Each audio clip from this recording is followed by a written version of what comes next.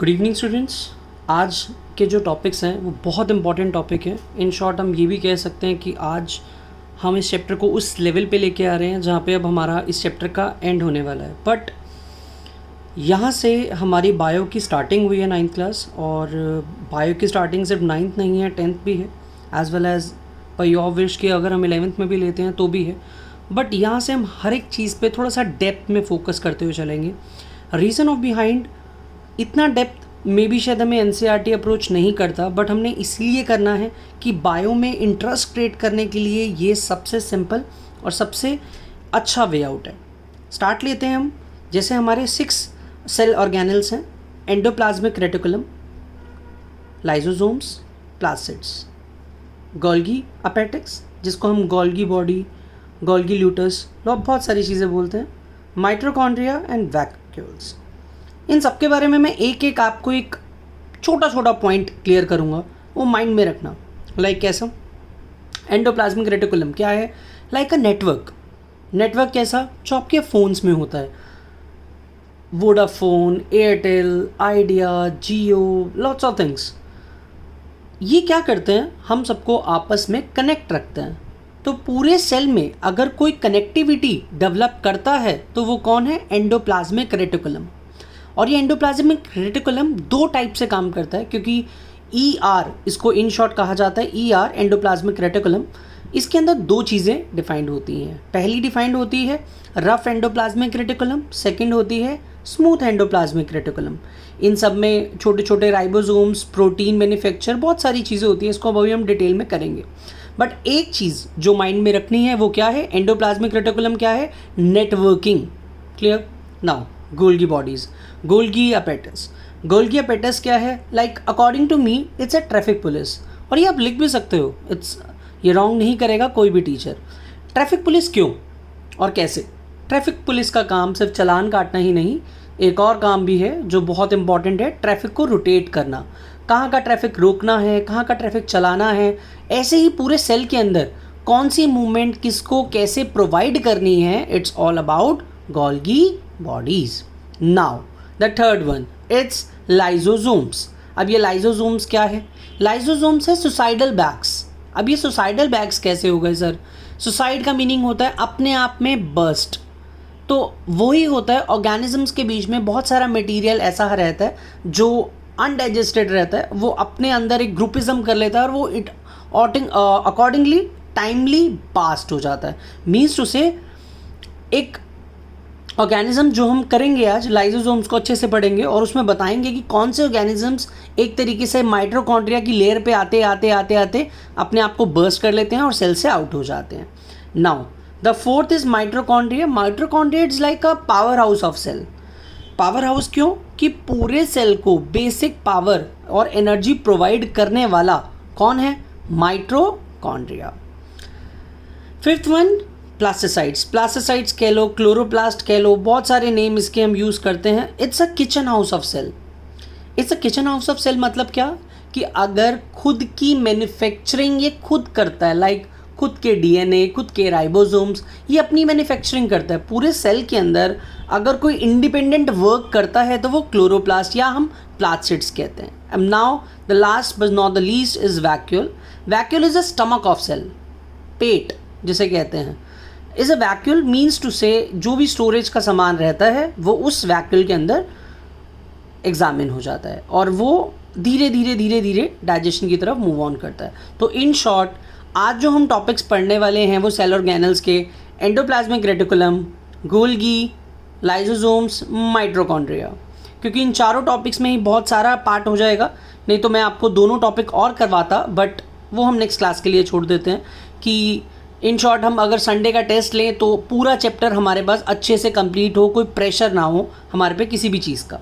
ठीक है, now we can start. Endoplasmic reticulum. Endoplasmic reticulum को मैंने समझाया फर्स्ट वर्ड से, complex network of membrane bonded tubules. In short इसके ये पूरे सेल में प्रेजेंट है छोटी छोटी अमाउंट के अंदर, और ये नेटवर्किंग करता है। तो नेटवर्किंग का मीनिंग मैंने बता दिया था आपको, connectivity with all the cell organelles. इसकी शेप ट्यूबुलर, राउंडेड और बेंडेड स्ट्रक्चर लाइक दैट। मैंने ट्राई कोशिश किया ER को ड्रॉ करने का, क्योंकि वो बहुत पूरे सेल्स में रहता है और वो पूरे सेल में इस तरीके से डिवाइडेड रहता है। लाइक एक इसका अपर पार्ट रहता है, ये वाला जो पार्ट आप देख रहे हो ये इसका अपर पार्ट है, और ये इसका लोअर पार्ट है। लोअर पार्ट को हम SER कहते हैं, स्मूथ एंडोप्लाज्मिक रेटिकुलम, और जो अपर पार्ट है इट्स रफ एंडोप्लाज्मिक रेटिकुलम। अब इन दोनों का रोल प्ले भी क्या है, कैसे है, वो हम अभी देखते हैं। जैसे हमें बताया कि looks different in a different cells depending on its function, means to say different look, what do you mean that, and different cell, what do you mean that, animal and plant cells. Animal और plant cells के अंदर दोनों तरीके से ये बहुत differ रहता है। Clear?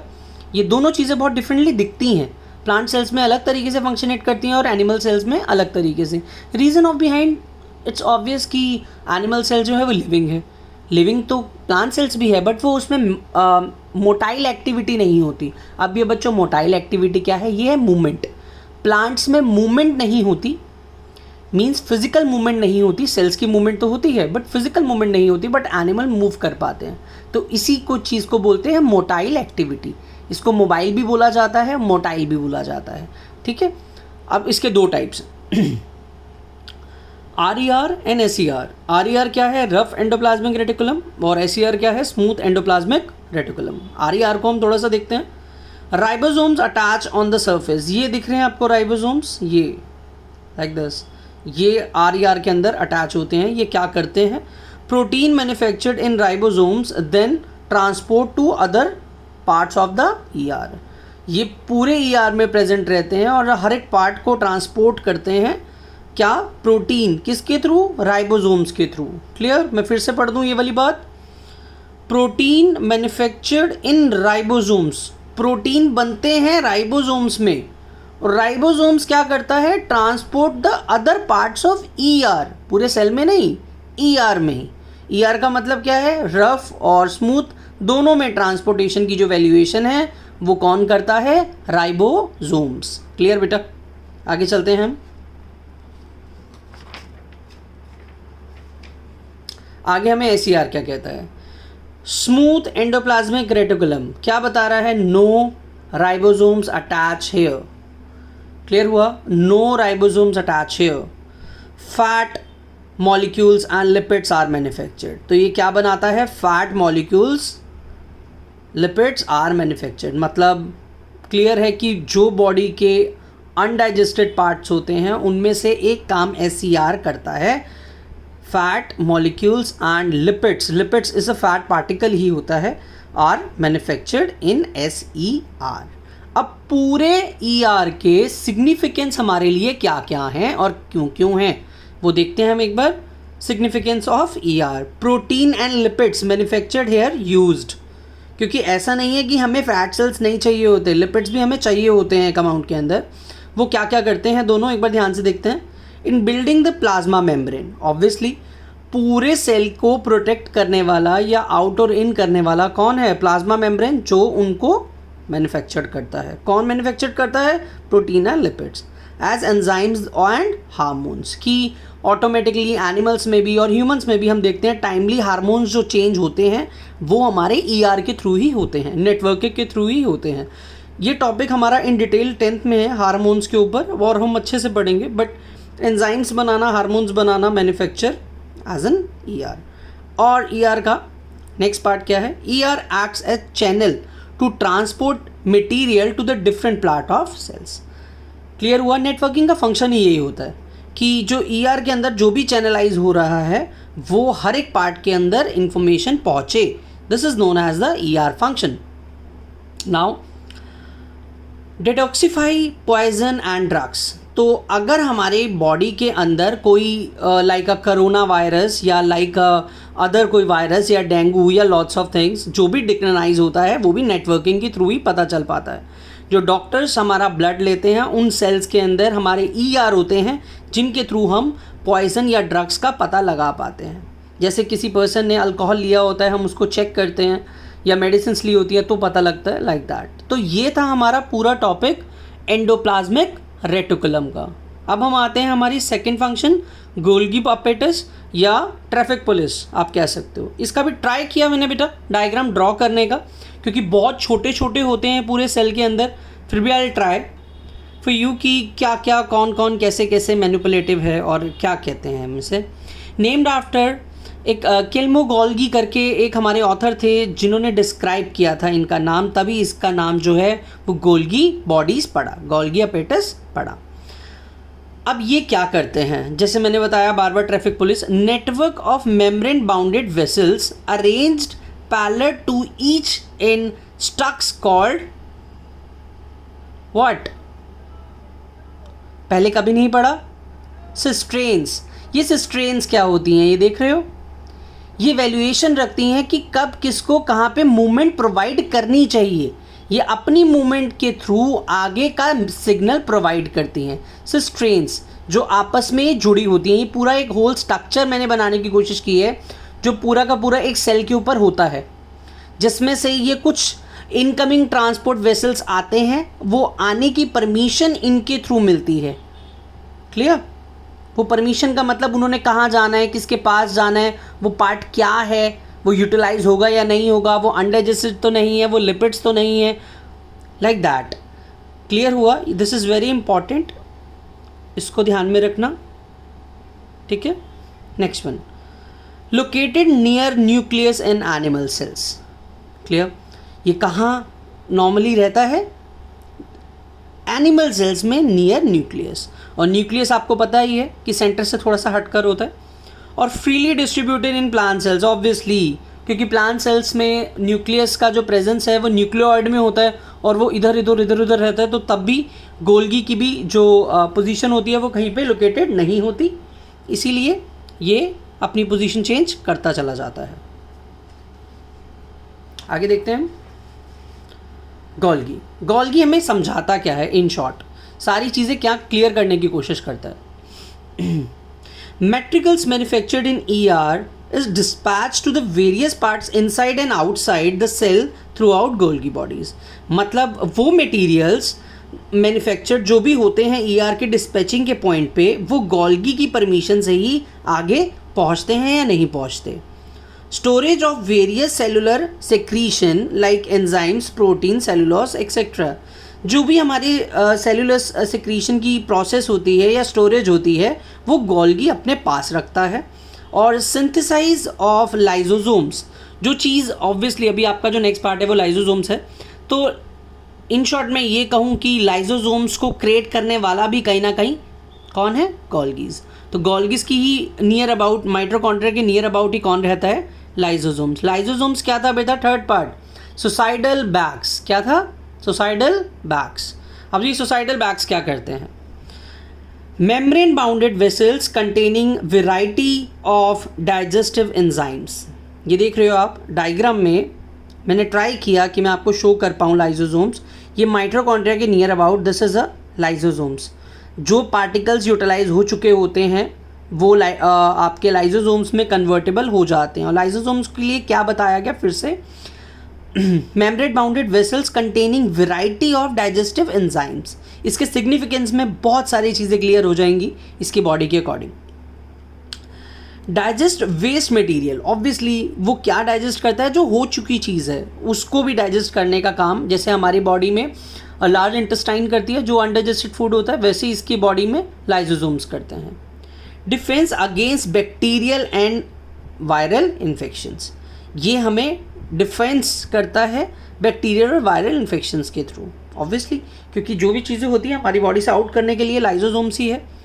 Waste disposal system of cell, इसको हम एक सिस्टम से नेम देते हैं, waste disposal system of cell. और during cell damages lysosomes burst, जैसे मैंने बताया था, and the enzymes digest their own cell termed is known as suicidal bags of cell. This is very important कि during the damages lysosomes burst, the enzymes digest their own cells term as suicidal bags। Clear बेटा? Next part, last part आज का हमारा। Now mitochondria. Mitochondria क्या था बेटा, mitochondria था हमारा power house of cell. Power house of cell का मतलब क्या है कि हमारे सेल को कहीं ना कहीं ताकत या शक्ति देने वाला, इन शॉर्ट माइटोकॉन्ड्रिया। अब वो माइटोकॉन्ड्रिया क्या समझाता है हमें, rod shape organelles bounded by the two membranes. To membranes कौन कौन से होते हैं हमारे? आउटर और इनर। आउटर ये जो आपको दिख रहा है, इनर ये जिसके अंदर ये सारी चीज़ें थोड़ी सी कर्व्ड हैं। इनर और आउटर में मैंने थोड़ा सा डिवीजन किया, ध्यान से देखना। आउटर मैंने क्या बताया? Smooth and पोरिस। पोरिस का मतलब होता है उसके अंदर छोटे छोटे छोटे छोटे छोटे छोटे पोर्स होते हैं, तभी हम उसको आउटर मेम्ब्रेन कहते हैं। इनर मेम्ब्रेन में बहुत सारी चीज़ें हैं, लाइक डीपली फोल्डेड, ये जो अंदर है ये फोल्डेड है। Folds provide a greater surface area of generate ATP. अब ये एटीपी क्या है? एंडोस्टाइन ट्राइफॉस्फेट। ये भी अभी हम पढ़ेंगे, मैंने नीचे दिया हुआ है। एंडोस्टाइन ट्राइफॉस्फेट जो हमें कहीं ना कहीं एनर्जी प्रोवाइड करता है। अभी हमने आउटर स्ट्रक्चर देख लिया और इनर देख लिया। अब हम आते हैं इसके अंदर। अंदर क्या है? क्रिस्टे, जो भी हमने पढ़ा भी था। क्रिस्टे क्या है? Inner membrane in compartmentalized. Inner membrane का मतलब, कंपार्टमेंटल का मतलब ये हुआ कि इन सबको सही तरीके से ऑर्गेनाइज रखने की वैल्यूएशन किस में है? क्रिस्टाई में। और ये क्रिस्टाई डिपेंड करता है इसकी एक जिसे कहते हैं टर्न्स पे, और टर्न्स को हम कहते हैं ये एक तरीके से जो टर्न्स फीली एरिया जिसको हम कहते हैं मैट्रिक्स। पहले हम क्रिस्टाई देखते हैं क्या है। Inner membrane of compartmentalized into a various setae. Matrix क्या है? मैट्रिक्स ग्राउंड सब्सटेंस, या हम कह सकते हैं स्पेस एनक्लोज बाय इनर। ये जो इनके बीच में एक डिवीजन प्रोवाइड करने वाला पार्ट है वो क्या है? मैट्रिक्स। ठीक है, अब ये पूरा का पूरा रोल प्ले क्या करता है वो हमारा पार्ट आता है सिग्निफिकेंस में। Power house of cell, it's known as mitochondria. Last part, energy released in the form of adenosine triphosphate. इसको ऐसे ही लिखना है, A capital T capital P capital. Adenosine triphosphate ATP molecules can synthesize their own proteins as they have their own DNA and ribosomes। मतलब mitochondria में ये सारी चीज़ें अलग से भी होती हैं जिसके थ्रू हमारी बॉडी से दूसरी बॉडी में DNA ट्रांसफ़र किया जाता है। DNA ट्रांसफ़र फिर सिर्फ हमारे पेरेंट्स से हम में आया है, जिसको हम हेरिडिटी भी कहते हैं। क्लियर बेटा? तो ये टॉपिक था पूरा माइटोकॉन्ड्रिया। माइटोकॉन्ड्रिया क्या है? Power house of cell. ये सारी चीज़ें एज इट इज़ लर्न होनी चाहिए बेटा, क्योंकि इसके बाद नेक्स्ट क्लास में चैप्टर ओवर हो जाएगा और संडे को इसका टेस्ट भी होगा, डाउट क्लास भी उससे पहले रखी जाएगी। जो भी डाउट होंगे वो आप मुझे क्लियर करोगे बेटा। Good bye.